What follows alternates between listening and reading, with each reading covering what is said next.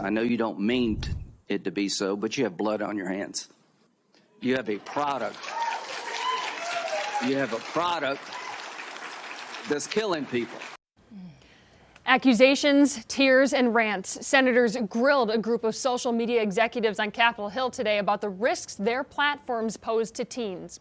Republicans and Democrats blasted the CEOs of TikTok, X, Meta, Snap, and Discord for not doing enough to keep kids safe. Senators singled out Meta CEO Mark Zuckerberg for Instagram's lack of safety tools to protect young users from explicit content. And Zuckerberg and the other executives told senators their companies are now already taking steps to protect minors. But the CEO of TikTok admits more can be done. No system that any one of us can build is perfect. But what we need to do is to make sure that we are always improving it and testing it against bad people who may try to bypass it. Well, still, senators say that's not enough, and they're calling on Congress to pass one of the several bipartisan bills proposed that would hold tech platforms more accountable. Some lawmakers say the reason those bills haven't passed Congress is because of big tech companies' oppositions. Meanwhile, a debate over social media is heating up in South Carolina. Today, that state's lawmakers took up a bill to require parental permission for a child's social media account. As Queen City News anchor Derek Dellinger found out, the big question now is how to enforce it. Right now, if you go to any social media site, they will ask you certain things, among them your birthday. That can often mean some differences in experiences or access, but if some South Carolina lawmakers have their way, and if you're someone or you know someone or care for someone who is under 18, you will need parent permission.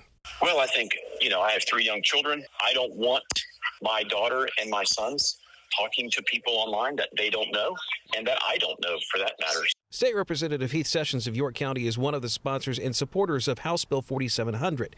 It would place regulations on social media sites operating in South Carolina, and especially those sites' dealings with minors. Some of it is meant as protection, like limiting adults from talking to minors on social media.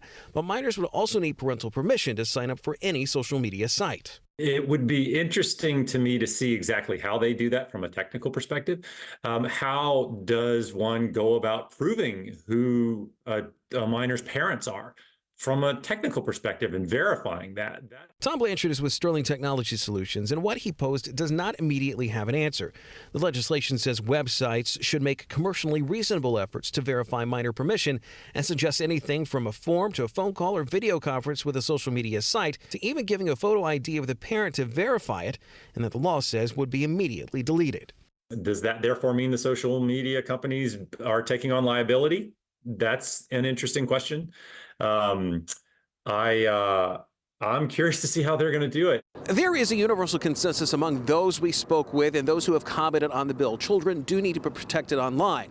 But there is a big fear, if this bill becomes law, that it could result in the entire state of South Carolina being blocked from social media, so those sites don't have to deal with the law. If you're a minor, you should have to have parental consent if you want to be on social media. The bill passed second reading Wednesday, only one voting against. State Representative Justin Bamberg objecting on legal grounds. How, and this is a real legal question, how is any social media company supposed to verify the age of a minor or get parental consent for a minor without first having to also verify the age of people who represent themselves to that company as adults? And this is just another way to protect our kids, and that's a nonpartisan issue. And an issue that more places are likely to take up. In York County, Derek Dellinger, Queen City News.